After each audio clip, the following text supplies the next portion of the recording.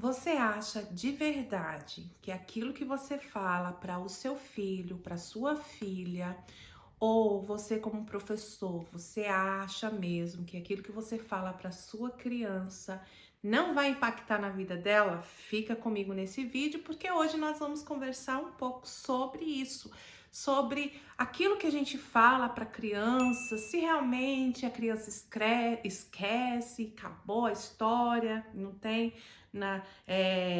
vira o esquecimento, né? Ou o que que essas palavras vão fazer com o nosso comportamento quando nós formos adultos? É isso que a gente vai falar sobre nesse vídeo hoje.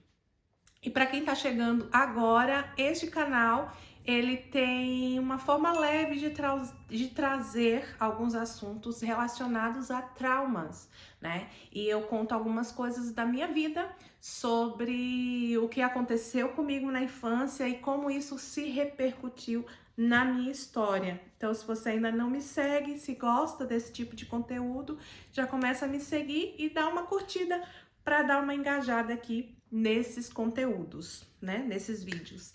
E vamos lá, gente. Eu gostaria que você pensasse no seguinte. Não sei se você já viu uma construção de uma calçada. Vamos colocar, você é um pedreiro, né? Ou você contratou um pedreiro para arrumar a sua calçada ali, final de ano chegando, a gente gosta de deixar a casa bonita e tal. E aí você pediu para que ele arrumasse, a calçada estava meio quebrada lá e tal, enfim. Você pediu para ele fazer calçada. Então, a primeira coisa que quando o pedreiro vai fazer uma calçada é isolar para que ninguém passe caminho, porque o cimento está mole. O cimento ali precisa de um tempo para ele secar e ficar firme, endurecer. Não é assim que acontece? Pois bem. Então imagina que o seu cérebro, né, o nosso cérebro, logo quando a gente é criança ali, infantil ali, na mais tenra idade, nosso cérebro é como se fosse um cimento, né? Então, ele tá molinho, ele vai ficar duro, mas ele precisa de um tempo para secar, para ele ficar ali firme, né? E a calçada ficar bonita e tal, e servir para que as pessoas transitem por aquele espaço. Então, quando a gente é criança, o nosso cimento, o nosso cérebrozinho ali, que é o alicerce, né? Ele tá mole. Então, se alguém passar, eu lembro uma vez que minha avó, ela pediu para o pedreiro, né, fazer a calçada lá tal, e tinha muitos gatos na rua tal. E aí o pedreiro cercou, né, para que as pessoas não pisassem, mas tinha os gatos. E aí ela ficava na porta para que nenhum gato passasse, para não pisar no cimento lá. E aí aconteceu que, acho que à noite, né, o gato passou e de manhã, quando ela acordou, nossa, mas essa mulher ficou brava. Esses gatos e não sei o quê. E tava lá as patinhas bonitinhas do gatinho que passou no cimento. E longe de ser uma coisa bonitinha, que a gente diz para uma criança é como se fosse essas marquinhas do gato, vai ficar lá. Então, se não pedir para alguém arrumar, né, o cimento, vai ficar lá. E no nosso caso, como seres humanos, as palavras que a gente ouve dos nossos pais, dos nossos cuidadores ou dos nossos professores, fica uma marquinha. E se é muito, né, se acontece muito, vai ficando várias marcas. Então, falas como, ai, mas você é imprestável mesmo, né, não serve para nada. Fica uma marca, né? Ah, você é preguiçoso mesmo. Ah, você não gosta de fazer nada. Nossa, eu não sei por quê. Gente, de verdade, tem mães que falam esse tipo de coisa para uma criança, para um adolescente. Ah, eu me arrependi de ter tido você. Ah, eu queria mesmo era ter abortado. Gente, isso não se fala para uma criança. Por quê? Porque a construção dela como ser humano, a construção dela de identidade tá sendo, aquele cimentinho, entendeu? Aquela base ali tá molinho demais, tá muito frágil, não pode pisar. Se pisar, vai ficar marcado. Entende? Então, por isso que a gente tem que ter muito cuidado. Por que que a gente hoje, quando vai conversar com alguns adultos, a gente vê assim, a minha mãe sempre falava que eu não ia dar pra nada, né? E aí tem gente que fica com essa voz na cabeça, né, da mãe, seja adulto, e aí tem gente que entra numa questão de autocobrança muito grande para mostrar, não, minha mãe disse isso de mim, eu vou mostrar, vou provar. E o sangue dando na canela e ele lá sofrendo para provar que ele não é um imprestável, que ele ia ser alguma coisa. Ou o contrário, né? A pessoa fica ali na inanição, né? Fica ali, né, paralisado. Por quê? Porque ficou. E, gente, isso é muito isso é muito inconsciente, né? Por isso que é importante, e dentro da minha profissão, eu sou pedagoga, eu sou formada em pedagogia, e eu tenho uma curiosidade muito grande, como a gente aprende, os nossos hábitos, por que que a gente se comporta desse jeito e outro não. Sabe, quando eu recebo crianças assim com comportamento muito desafiador, por que que aquela criança é daquele jeito? Então eu tenho uma curiosidade muito grande sobre isso e por isso que eu estudo muito, tô terminando uma pós-graduação sobre essa questão de trauma e eu falei, por que não a gente conversar sobre isso, né? Não num ponto de especialista, né? Mas uma conversa, né? E eu trago sempre aqui algumas histórias minhas. Por exemplo, eu já contei aqui para vocês, tem vídeo, se você ainda não assistiu esse vídeo, volta lá e assiste, não agora, termina esse vídeo primeiro, tá bom? Que eu falei sobre a questão que eu sabotava meus relacionamentos. E eu fazia isso inconscientemente porque eu cresci ouvindo que homem não presta, que homem só faz a gente sofrer e tal. E aí meu pai confirmou isso na adolescência quando ele traiu minha mãe, a gente descobriu, ele divorciou, foi uma bagaceira. Enfim, se você quiser saber sobre esse babado, tem um vídeo que eu conto sobre isso, tá? Mas o foco desse vídeo hoje é falar sobre essas marcas que a gente deixa nesse cimentinho mole que é o nosso cérebro quando a gente é criança, né? Ele não tá desenvolvido. E olha só, tem um estudo muito interessante, eu vou até pegar ele aqui, deixa eu ver. Tem um estudo muito interessante que esse grupo de cientistas, né? Um grupo de estudo, ele pegou adolescentes e pegou adolescentes, né? Dois grupos. Eu vou deixar o link desse estudo, né? Eu vou falar assim a grosso modo, tá, gente? E aí, num grupo, as pessoas falavam, né? Os pesquisadores ali falavam palavras de críticas, né, para esses adolescentes, nesse grupo 1. E no grupo 2, falavam palavras de positivas para esse grupo 2. E aí eles começaram a ver, né, isso é o processo de ver, eles colocaram alguns equipamentos, né, ressonância, e eu não sei bem ao certo qual que é o equipamento que eles usam, gente, mas colocou um equipamento no cérebro dessas crianças para analisar, para ver o que acontecia no cérebro quando a gente recebia palavras críticas e o que acontecia quando a gente recebia palavras positivas. E aí eles viram que quando o grupo 1 que recebeu críticas começava a mostrar ali, né, no equipamento as partes do cérebro que eram ligadas, né, que eram acionadas. Então, áreas relacionadas à dor emocional, porque, gente, acredite, as emoções, ela dói. A gente não sabe explicar assim, a grosso modo, por que que ela dói. Isso eu digo a gente e eu, né? Eu não sei explicar por que dói. Os cientistas sabem, eles usam alguns termos, mas vamos falar aqui como leigos. Existe dor, por exemplo, quando você termina um relacionamento. Cara, é uma dor que você fala assim, nossa, mas tá doendo. Quando você perde, né, passa por um luto, é uma dor que você não consegue explicar. Então, quando ele fez essa pesquisa, né, quando esse grupo de pesquisa fez esse estudo, eles viram que as pessoas que ouviam palavras de crítica, né, aqueles adolescentes, ouviam, principalmente adolescentes e crianças, porque, gente, o nosso cérebro, sabe o nosso cimentinho, o nosso cérebro, ele tá molinho, e ele leva ali por volta de 25 anos para ficar firme, para você poder caminhar por ele sem grandes... Ele tá pronto, né? Vamos dizer assim, que não é que a gente, depois que completa 25 anos, nada nos atinge, não é isso.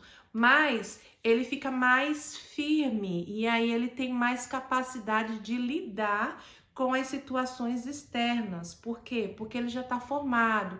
Então, o córtex pré-frontal, que é uma área da cognição, né? Que é uma área que nos ajuda a compreender melhor, racionalizar, né? É a área do raciocínio. Isso em grosso modo, tá? Se tiver algum neurocientista assistindo aqui, me perdoe, mas isso em grosso modo é isso que quer dizer. Mas, então não tá formado, não tá pronto, né?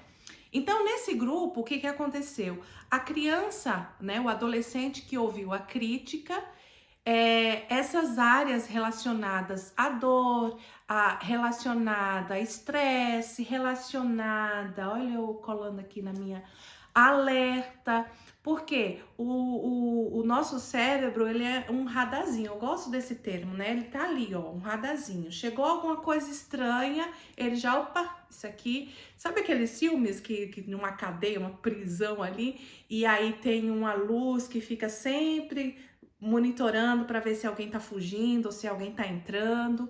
Então, é mais ou menos isso. Então, o nosso cérebro, ele tem partes do nosso cérebro que ele tá ali, ó, sondando, olhando o espaço e tal. Então, qualquer coisa que gere uma sensação desconfortável gera alerta. Então, quando você chega para um adolescente, isso eu tô usando esse estudo que eu li. Então, quando você chega para um adolescente e fala para ele, ai, você não presta para nada, ai, mas você é um inútil, sabe esses tipos de críticas? Então, gera um alerta, porque aquilo dá uma dor. Pá, minha mãe tá falando isso de mim, meu pai, por que eles estão falando isso de mim, sabe? Professor, ou quem quer que seja que esteja com aquele adolescente, criança, enfim. Aí o outro grupo, gente, o outro grupo é super interessante. O outro grupo que ouviu elogios, né? Tipo, nossa, você é muito inteligente. Nossa, olha que legal que você fez. Nossa, gostei dos seus olhos. Olha, seu cabelo é muito lindo. Sabe, elogios, não bajulação. A gente não tá falando disso. A gente tá falando de elogios sinceros, né? Reconhecer como quando faz alguma coisa, e dizer, olha, você fez um bom trabalho, muito bem. Eu acho eu trabalho numa creche aqui. Eu moro na Irlanda, para quem não sabe. Eu moro na Irlanda e eu trabalho numa creche com crianças ali, a minha turma tem 3 anos de idade. E eu acho muito interessante que a gente tem essa mania, eu aprendi aqui, né? Porque, não sei, eu não me lembro, eu elogiava, mas não era com essa frequência, né? A criança faz qualquer coisa, aí elogiam. E é muito interessante, são crianças de 3 anos, e aí quando eles fazem qualquer coisa, tal, e good job, a high five, que é a forma como a gente faz com que eles se sintam mais queridos, de uma situação de bem-estar, mas não aleatórios, sabe, gente? Não são elogios, assim, vagos. São coisas que realmente a gente precisa estar ali. Lembra? É o cimentinho, tá mole. Então, precisa ali de ficar alerta. Lembra da minha avó, para o gato não passar e não criar uma marca?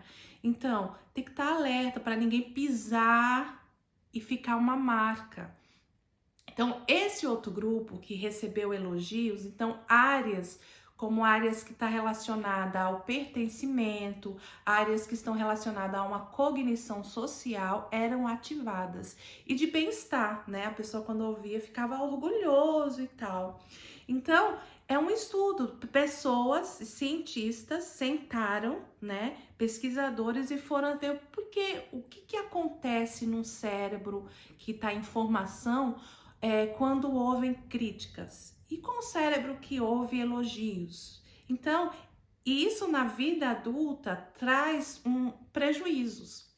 Eu sempre vejo pessoas, vídeos, né, na internet, falando de, a gente tem a geração mimimi, a gente agora tem a geração Nutella, tudo traumatiza. Veja, gente, sempre o nosso cérebro, ele foi arquitetado desse jeito, ele foi arquitetado por alguma razão de quem criou, né? Seja lá a crença que você tem. Eu acredito que eu fui criada por Deus. Então, quando Deus criou o cérebro ali, ele fez por uma razão de não estar pronto, de que as nossas experiências, quando a gente vai crescendo, vai amadurecendo esse cérebro, ele vai criando conexões. Mas na infância, ele é muito imaturo, então ele precisa da visão do seu cuidador. Então, ele não tem noção de que, por exemplo, uma panela que está no fogo é quente. Então, o cuidador tem que estar ali atento. Ele não tem noção de que aquela tomada traz eletricidade, porque ele sequer tem noção do que é uma eletricidade. Então, vai do cuidador. Então, se o cuidador, ele é omisso, né? E se a criança, ela fica ali tendo que aprender por conta só, isso traz consequências na vida adulta. E não é mimimi, gente. Não é geração Nutella. É porque hoje existem muitos estudos, apesar de ser algo recente, entre aspas. Eu digo entre aspas porque são estudos assim de décadas, sabe? Mas se a gente for analisar eu fico com raiva quando eu fico gaga, gente. Mas se a gente for analisar quanto tempo existe o ser humano, né?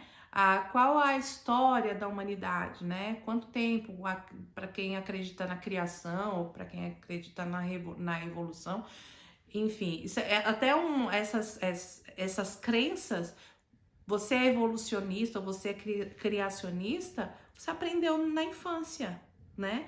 Se você cresceu num lar de ateu, a probabilidade de você ser ateu também é muito grande.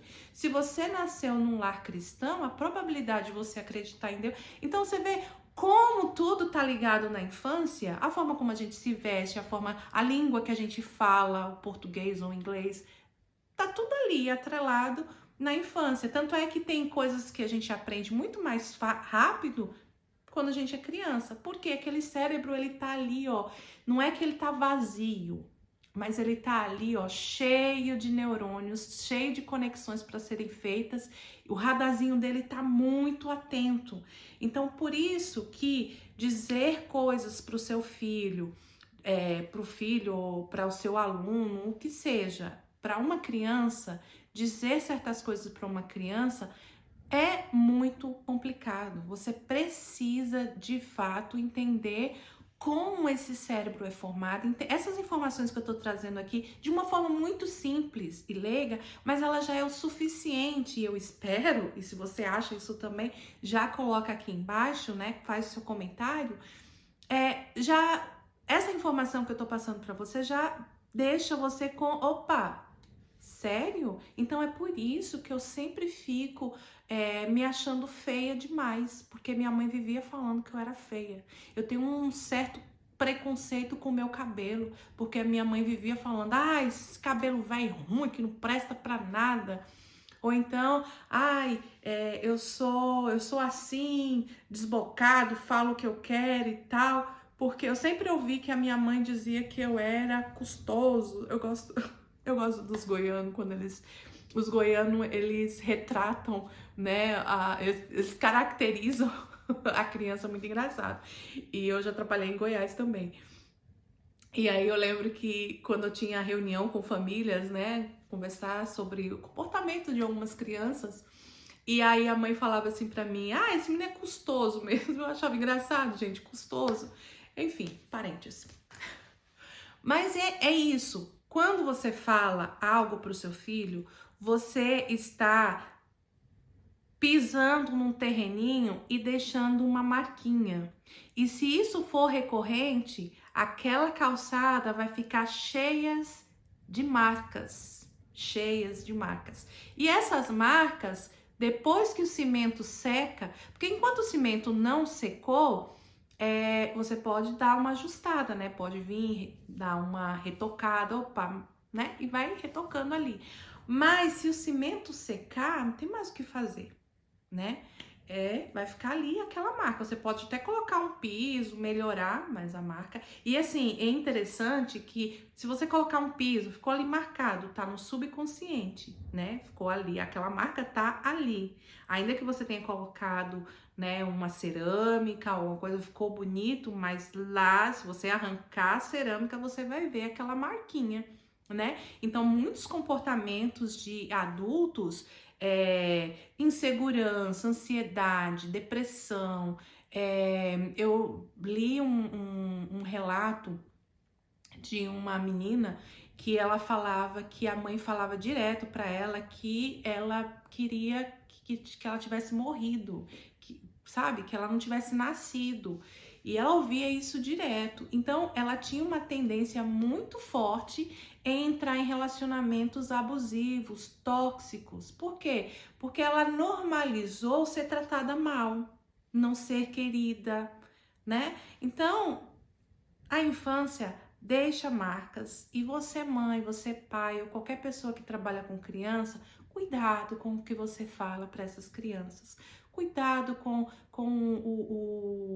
o excesso, né, de críticas, né? Porque eu não estou dizendo aqui que você, quando precisa falar alguma coisa para o seu filho, que você não vai fazer. Por exemplo, o menino fez uma coisa errada, você sabe que ele tem um potencial de fazer melhor. Então, em vez de você dizer assim, pelo amor de Deus, que coisa horrorosa, mas também você só faz tudo errado, vai refazer, porque eu sei que você consegue fazer melhor. Cara, começa com, eu sei que você consegue fazer melhor, ficou bom, mas eu sei que se você se esforçar um pouquinho mais, vai ficar melhor, porque você é muito inteligente, você é capaz. Sabe, esse tipo de coisa, gente, na vida adulta a gente já tem dificuldade. Sabe aquele negócio? Eu tô fazendo uma crítica construtiva. Ninguém gosta de receber crítica. Essa é a realidade. A gente não gosta de receber crítica, né? Então, a forma como você vai falar é que vai dizer se vai ficar uma marca profunda, né? Às vezes a pessoa caminhou ali só, né? Triscou e opa, voltou. Então, mães, professores, cuidadores de crianças, cuidado com o que você diz para essas crianças. Hoje você é um adulto e você sabe que aquilo que a sua mãe disse para você gerou ali uma crença e que até hoje você tenta lutar contra essas crenças.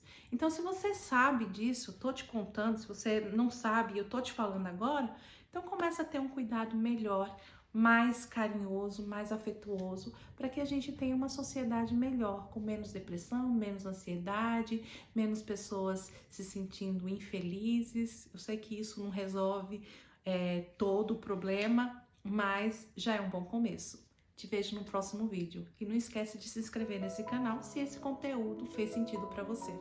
Até o próximo vídeo.